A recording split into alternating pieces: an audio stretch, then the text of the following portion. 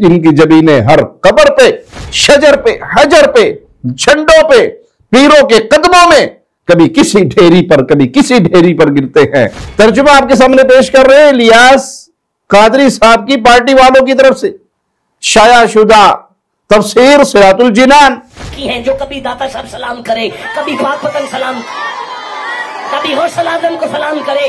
रब की तौहीद को सीने लगाए रखने वालों, अंबिया अलैहिमुस्सलाम की सुन्नत पे कायम रखते हुए सिर्फ अल्लाह ही से दुआ मांगने वालों, कब्रों की पूजा से बचकर अपनी जबी को, अपने माथे को खालिस अल्लाह मालिक के लिए झुकाने वालों, अस्सलामु अलैकुम व रहमतुल्लाहि व बरकातुहू। इन्नल हम्दलिल्लाह नहमदुहु व नस्तईनुहु व नस्तगफिरुहु व नऊज़ु बिल्लाहि मिन शुरूरि अनफुसिना व मिन सय्यिआति अअमालिना मन यहदिहिल्लाहु फला मुदिल्ल लहु व मन युद्लिल फला हादिय लहु। अशहदु अल्ला इलाहा इल्लल्लाहु वहदहु ला शरीका लहु व अशहदु अन्न मुहम्मदन अब्दुहु व रसूलुहु। अम्मा बाद। कब्र परस्ती एक बीमारी की शक्ल में मुआशरे के अंदर फैली हुई है। कलमा पढ़कर एक अल्लाह पर ईमान लाने का दावा करके फिर भी बहुत से लोग ऐसे हैं जो तौहीद के रास्ते को छोड़कर शिर्क के रास्ते को अपना चुके हैं, और उनकी मुकम्मल कोशिश भी ये है कि अपना ये शिर्किया अमल किसी तरह दलील से भी साबित कर दें, और इसके लिए झूठ और फरेब का सहारा लेना पड़े, खयानत करनी पड़े, जो कुछ भी करना पड़े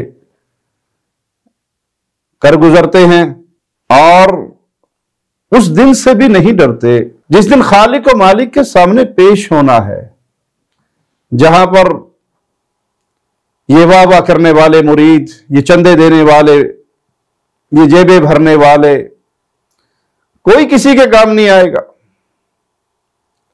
आप इस दुनिया में रहते हुए धोखे और फराड और खयानत का सहारा लेकर गलत बातों को अवामुन्नास में फैलाकर खुद तो गुमराह है, उनको भी गुमराह करके और उनके गुनाहों का बोझ अपने सर पे लाद कर अल्लाह के सामने क्या मुंह दिखाओगे? ये सुन लीजिए एक पीर साहब को, ये कोई साहब हैं मुर्शिद फकीर सोना माही, क्या फरमाते हैं जरा सुनिए। अच्छा मौलाना, सुम्मा जाकुम रसूलुम मुसद्दिकुल लिमा माकुम लतुमिनुन बिही व लतंसुरुन्ना, तो तुम जरूर उस पर ईमान लाना, फिर वला तंसुरुन्ना, जरूर उसकी मदद करना। अच्छा मौलाना, ये बात यही है जो आप पढ़ रहे हैं, ऐसे ही है कि सारे नबी अपने जमाने नबूवत के बाद मोहम्मद की मदद करेंगे, अल्लाह उनसे वादा ले रहा है? क्या अल्लाह को पता था ये सारे कब्रों में होंगे? नहीं, अल्लाह को ये पता था ये सारे, दो नबियों को निकालकर, जकरिया और ईसा को निकालकर, बाकी सारे नबी कब्रों में होंगे। अल्लाह को इस वक्त पता था जब ये वादा ले रहा था। अच्छा पता था अल्लाह को, फिर भी कह रहा है मदद करना, तो फिर इसमें क्या हर्ज है इस बात को मान लिया जाए कि अल्लाह वाले कब्र में भी चले जाए तो मदद कर सकते हैं। इसने जो आयत पेश की सूरह आले इमरान की, यह आयत नंबर 81 है। आइए देखिए क्या वाकई इस आयत मुबारक में यही बात है कि अंबिया अलैहिमुस्सलातु वस्सलाम कब्रों में होते हुए भी नबी करीम सल्लल्लाहु अलैहि वसल्लम की मदद फरमाएंगे? क्या वाकई कब्र में रहते हुए फौत हो जाने वाला शख्स जो कब्र में दफन हो गया, क्या उस कब्र में दफन हो जाने वालों को यह हुक्म दिया गया? क्या यह दलील बनती है कि कब्र वालों से मदद मांगनी चाहिए? और ये मदफून कब्रों के अंदर जिंदों की मदद करते हैं?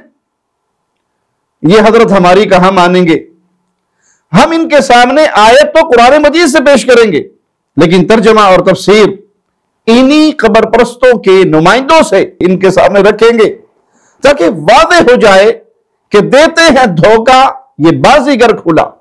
तो सुनिए मालिक का फरमान, सूरत आले इमरान आयत नंबर 81, वइज़ अख़ज़ल्लाहु मीसाक़न नबिय्यीना लमा आतैतुकुम मिन किताबिन व हिकमा।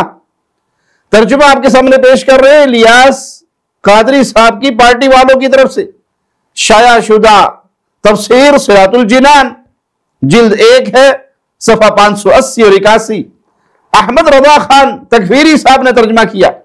اور یاد کرو جب اللہ نے پیغمبروں سے ان کا عہد لیا کہ جو میں تم کو کتاب اور حکمت دوں، ثم جاءکم رسول مصدق لما معکم لتؤمنن به ولتنصرنہ، پھر تمہارے پاس تشریف لائے وہ رسول کہ تمہاری کتابوں کی تصدیق فرمائے تو تم ضرور اس پر ایمان لانا اور ضرور اس کی مدد کرنا۔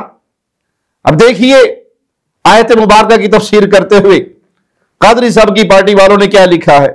صفحہ 581 جلد 1 لکھتے ہیں، حضرت علی المرتضی کرم اللہ وجہہ الکریم نے فرمایا کہ اللہ تعالی نے حضرت آدم علیہ السلام اور ان کے بعد جس کسی کو نبوت عطا فرمائی ان سے سید الانبیاء محمد مصطفیٰ صلی اللہ علیہ وسلم کے متعلق عہد لیا۔ ان انبیاء علیہ السلام نے اپنی قوموں سے عہد لیا کہ اگر ان کی حیات میں سرور کائنات صلی اللہ علیہ وسلم مبعوث ہو تو وہ آپ صلی اللہ علیہ وسلم پر ایمان لائیں اور آپ صلی اللہ علیہ وسلم کی مدد و نصرت کریں۔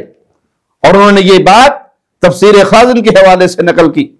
احمد رضا تکفیری کے خلیفہ نعیم الدین مرادآبادی نے بھی یہی لکھا کہ ان کی حیات میں سید عالم صلی اللہ علیہ وسلم مبعوث ہو تو مدد کریں گے۔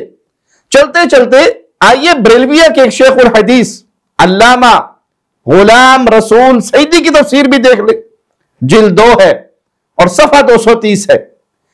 ان تفاسیر سے قبر پرستوں کا دھوکہ اور فریب بالکل واضح ہو جاتا ہے کہ آیت میں جس آیت کا ذکر ہے وہ حیات میں، زندگی میں بعثت پر ایمان لانے اور نصرت فرمانے کا وعدہ تھا، نہ کہ بعد از وفات قبروں میں تشریف لے جانے کے بعد۔ تو اس سے قبر والوں کی طرف سے مدد کرنا بالکل بھی ثابت نہیں ہوتا۔ یہ دھوکہ اور دھاندلی چھوڑ دیجئے، قیامت کے دن ان دھوکوں اور دھاندلیوں کا آپ کو حساب دینا ہوگا۔ یہ نذرانے، یہ چندے، یہ جلسے، یہ جلوس، یہ واہ واہ، یہ نوٹوں کی بچھاڑ، یہ سب یہی رہ جانے والی ہے اور آخرت میں صرف حسرت اور ندامت باقی رہے گی۔ مزید سنیے ماہی صاحب کیا فرماتے ہیں۔ صبح تمہیں اس چوک میں بٹھا کے کسی نے کہنا کسی نے مدد کی ہے، کبھی کسی نبی نے قبر میں جا کے بھی مدد کی ہے، اسے کہنا بالکل کی ہے۔ اگر وہ کہ کہاں کی ہے، اسے کہنا 50 نمازیں اللہ نے محمد کو معراج کی رات دی تھی، وہ 50 لے کر آ رہے تھے، راستے میں ایک قبر والا ملا تھا، اس نے کہا تھا زیادہ ہیں، آپ واپس گئے، اس نے پھر آ کے کہا تھا زیادہ ہیں، آپ پھر واپس گئے۔ یہ 50 نمازوں سے آج امت 5 نمازیں کسی قبر والے کی مدد سے پڑھ رہی ہے۔ صبح سے 50 نمازیں شروع کر دو، کیونکہ 5 تو بنتی ہی ان کی ہیں، جو کبھی داتا صاحب سلام کرے، کبھی پاک پتن سلام، کبھی حوصل اعظم کو سلام کرے۔ اے رب کی توحید کو سینے لگائے رکھنے والوں، اے انبیاء علیہ السلام کی سنت پہ قائم رکھتے ہوئے صرف اللہ ہی سے دعا مانگنے والوں، اے قبروں کی پوجا سے بچ کر اپنی جبی کو، اپنے ماتھے کو خالص اللہ مالک کے لیے جھکانے والوں، کبھی کوئی دھوکے اور فریب میں مبتلا ایسے بازیگروں کے کرتب سے متاثر ہو کر تمہارے سامنے آئے بات کرے تو انہیں بڑی محبت سے، بڑے پیار سے یہ حقیقت سمجھانا کہ بھائی یہ بات ہے معراج کی رات کی۔ اس رات تو مالک نے تمام انبیاء کو مسجد اقصی میں جمع فرما دیا تھا، لیکن اس کے بعد کبھی بھی اور آج بھی مسجد اقصی میں کوئی نبی نماز نہیں پڑھتے۔ اس رات رب نے ہی موسیٰ علیہ السلام اور محمد کریم صلی اللہ علیہ وسلم کی ملاقات کروائی تھی، آمنے سامنے تھے تو مشورہ دیا کہ آپ کی امت اس پہ عمل نہیں کر پائے گی، میں نے اپنی امت کو اس سے کم نمازوں پہ آزمایا ہے۔ صحیح بخاری حدیث نمبر 3207۔ غور سے پڑھ کر سمجھ لیجئے، بات کو سمجھیے۔ اس رات خود نبی کریم صلی اللہ علیہ وسلم نے موسیٰ علیہ السلام سے اس طرح مدد طلب نہیں فرمائی کہ موسیٰ علیہ السلام قبر میں ہو اور نبی کریم صلی اللہ علیہ وسلم انہیں پکار رہے ہو، یا موسیٰ میری مدد کرو، میری امت پہ اتنی نمازیں فرض ہو گئی، میری مدد کرو۔ ایسا ماجرا نہیں، بلکہ موسیٰ علیہ السلام اور رسول اللہ صلی اللہ علیہ وسلم کی ملاقات اللہ نے کروائی۔